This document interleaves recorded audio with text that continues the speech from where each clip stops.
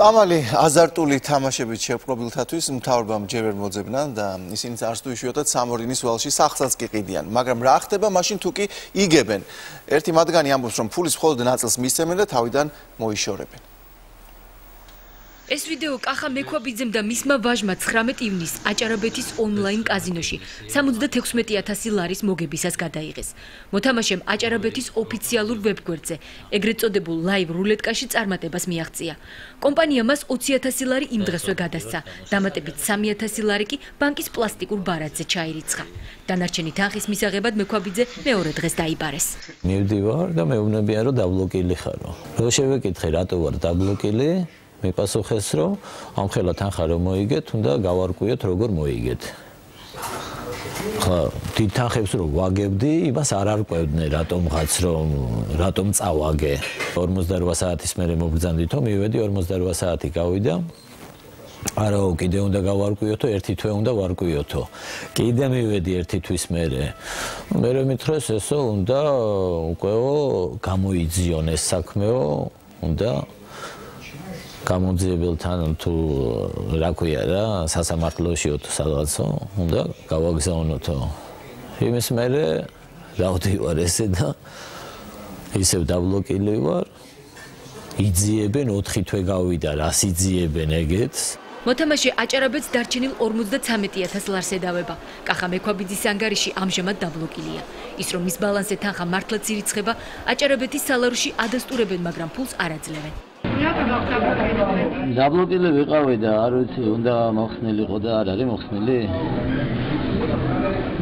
არ არის, და რამდენია ახლა? ისევ იმდენია თანხა? თანხა არის კარტონა 53,447 ლარი, კი? როგორ? 487.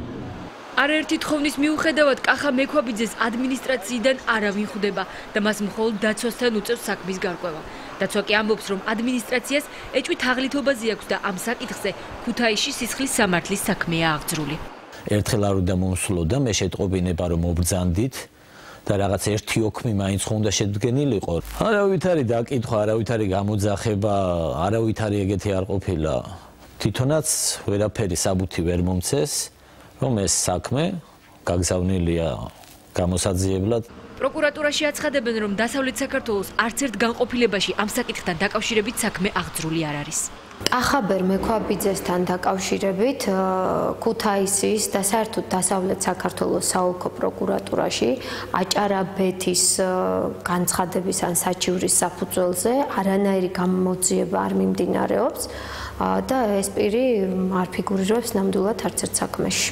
ჩვენ აჭარაბეთის ადმინისტრაციას დავუკავშირდით, თუმცა მათგან გაურკვეველი პასუხი მივიღეთ.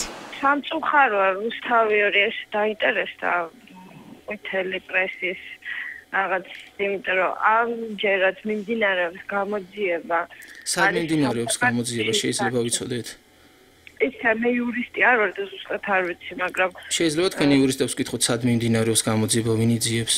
არ ვიცი, ანუ მე არ შემიძლია რომ იურიდიულ საკითხებზე გელაპარაკო. არანაირად მომხმარებელი არ არის დაცული მსგავსი ქმედებებიდან. სასამართლოში მისვლის დროს იმდენად ფინანსურ პრობლემას ეტაკება ეს ადამიანი, რომ აღარ უღირს აქ ადვოკატების მომსახურება, ბაჟის გადახდა, ასე შემდეგ.